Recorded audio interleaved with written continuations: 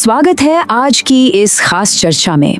आज हम सीधे समय की शुरुआत में गोता लगाने वाले हैं, एक बेहद प्राचीन और रहस्यमयी ग्रंथ की गहराई में जो हमें ब्रह्मांड के जन्म से लेकर मोक्ष तक का सफर तय कराता है। अब एक सवाल जो शायद हम सबके मन में आता है, आज के इस तनाव और चिंता से भरे दौर में जहां हर कोई बस भाग रहा है, क्या कोई सदियों पुराना ग्रंथ वाकई हमारे जीवन की उलझनों को सुलझा सकता है? क्या ये सच में हमारे लिए एक ईश्वरीय औषधि बन सकता है? आज हम यही तलाशेंगे कि आखिर कैसे शिव पुराण हमारी इन सभी आधुनिक परेशानियों का एक अचूक समाधान बनकर सामने आता है। तो चलिए बिल्कुल शून्य से शुरू करते हैं। तो शुरुआत करते हैं सृष्टि के आरंभ से, यानी ब्रह्मांड के उस गहरे रहस्य से। जरा कल्पना कीजिए, भयंकर महाप्रलय के बाद जब सब कुछ शून्यता में विलीन हो गया था, चारों तरफ बस अथाह जल था और कुछ नहीं। तब परब्रह्म ने अपने ही एक अंश भगवान नारायण को प्रकट किया। नारायण की नाभि से एक कमल निकला और वहां से उत्पन्न हुए ब्रह्मा जी। जब ब्रह्मा जी गहरे ध्यान में उतरे तो पता है उन्होंने सबसे पहले क्या सुना? ओम की गूंज। यही ओमकार परम ब्रह्म थे। लेकिन इन सबसे परे एक शाश्वत सत्य हमेशा से मौजूद था, भगवान शिव, जिनका ना कोई आदि है ना अंत, जो ना कभी जन्मे ना ही रचे गए, वो जो पूरे ब्रह्मांड के कण कण में बसे हैं। अब आगे बढ़ते हैं और बात करते हैं कलयुग की समस्या और हमारे आज के इस सामाजिक पतन की। ये सच में सोचने वाली बात है कि महर्षि शौनक ने प्राचीन काल में कलयुग का जो वर्णन किया था वो आज की हमारी इस भागदौड़ भरी जिंदगी पर कितना सटीक बैठता है। मतलब उन्होंने तभी बता दिया था कि एक ऐसा दौर आएगा जब हमारा मन हमेशा अशांत रहेगा, परिवार टूटेंगे, रिश्तों में वो पहले वाला सम्मान नहीं बचेगा और लालच या हिंसा जैसी चीजें बिल्कुल आम हो जाएंगी। इंसान के पास ज्ञान तो बहुत होगा लेकिन सही गलत समझने का विवेक नहीं रहेगा। क्या ये सब आज के हालात से बिल्कुल मेल नहीं खाता? तो फिर उपाय क्या है? इसका दिव्य समाधान मिलता है शिव पुराण में। इन सारी परेशानियों का सबसे बड़ा और परम समाधान इस एक विशाल ग्रंथ में छिपा है। इसे मूल रूप से स्वयं भगवान शिव ने उच्चारित किया था और बाद में महर्षि व्यास ने हम सबके कल्याण के लिए इसे सरल भाषा में पेश किया। ये पूरे 24,000 श्लोकों का एक अथाह महासागर है जिसे 7 अलग अलग संहिताओं में बांटा गया है। अब यहाँ जो सबसे अहम बात सामने आती है वो ये है कि आज के इस तेज रफ्तार दुनिया में जहाँ किसी के पास भी सालों तक घोर तपस्या करने का समय या ताकत नहीं है, वहाँ सिर्फ प्रेम और सच्ची श्रद्धा के साथ इस ग्रंथ को सुनना या पढ़ना ही सबसे आसान रास्ता है। ये सीधे तौर पर हमारे अशांत मन को शांत करने और पापों को नष्ट करने का एक अचूक साधन बताया गया है। चलिए इसे एक उदाहरण से समझते हैं, देवराज नाम के एक पापी के उद्धार की कहानी से। देवराज की ये कहानी ये समझने में बहुत मदद करती है कि ये समाधान असल में काम कैसे करता है। देवराज एक ऐसा इंसान था जिसने अपनी पूरी जिंदगी में सिर्फ लोगों को धोखा दिया, हिंसा की और धर्म के रास्ते से कोसों दूर रहा। लेकिन एक दिन अचानक वो झूसी प्रयाग के एक शिवालय में पहुंच गया जहां उसे तेज बुखार ने जकड़ लिया।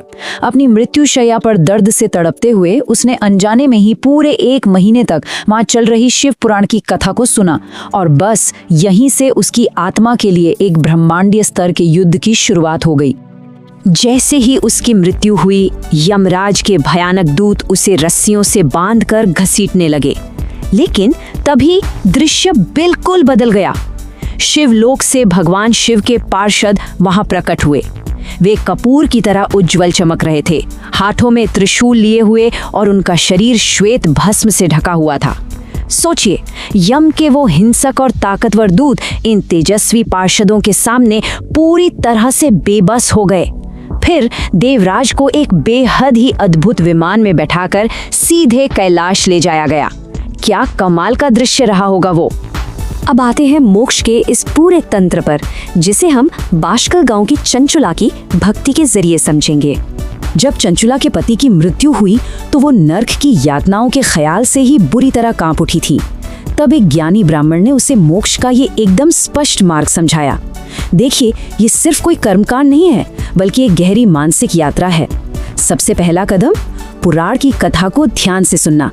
इससे इंसान के अंदर एक सच्चा पश्चाताप जागता है और ये पश्चाताप ही हमारे चित्त को ऐसे शुद्ध कर देता है जैसे धूल से सने किसी आईने को साफ कर दिया गया हो। इसके बाद ही हृदय में सच्ची भक्ति जन्म लेती है जो हमें सीधा मोक्ष तक ले जाती है। क्योंकि चंचुला ने इन सारे चरणों का पूरी श्रद्धा के साथ पालन किया था, इसलिए जीवन के अंतिम क्षणों में उसने बिना किसी दर्द के अपना शरीर त्याग दिया। और जब वो शिवपुरी पहुंची तो उसने भगवान शिव और देवी पार्वती के उस अद्भुत और तेजस्वी रूप के साक्षात दर्शन किए। सोचिए, 5 मुख वाले भगवान शिव, हर मुख पर 3 नेत्र, नीलकंठ, भस्म से दमकता हुआ शरीर और उनके ठीक साथ बिजली की तरह चमकती हुई माता पार्वती।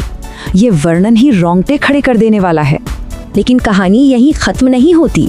अब बारी थी चंचुला की सबसे बड़ी परीक्षा की, एक पिशाच की मुक्ति यानी उसके पति बिंदुक के उद्धार की। माता पार्वती ने चंचुला को एक खौफनाक सच बताया। उन्होंने कहा कि उसका महापापी पति बिंदुक अनगिनत सालों तक नर्क की सजा काटने के बाद अब विंध्य पर्वत पर एक भयंकर पिशाच के रूप में फंसा हुआ है। वो एक ऐसा विशाल और डरावना प्रेत बन चुका था जो हर पल भयानक दर्द से तड़प रहा था। ये सुनकर चंचुला का दिल दहल गया और उसने माता पार्वती से अपने पति की मुक्ति की गुहार लगाई। तब माता ने गंधर्वराज तुम्बुरु को विंध्याचल भेजा ताकि वे सीधे उस राक्षस जैसे प्रेत को जाकर शिव पुराण सुना सकें। जरा इस बेहद नाटकीय बचाव अभियान के बारे में सोचिए। ये घटना इस ग्रंथ के सबसे बड़े सिद्धांत को साबित करती है कि इस ब्रह्मांड में ऐसी कोई आत्मा नहीं है, चाहे वो कितने भी घने अंधकार में क्यों न डूबी हो, जो इन प्राचीन शब्दों की पवित्र शक्ति से परे हो। जैसे ही गंधर्वराज तुम्बुरु ने उस भयंकर पिशाच को ये कथा सुनाई, उस पापी आत्मा का उसी क्षण पूरी तरह से शुद्धिकरण हो गया। अद्भुत है ना?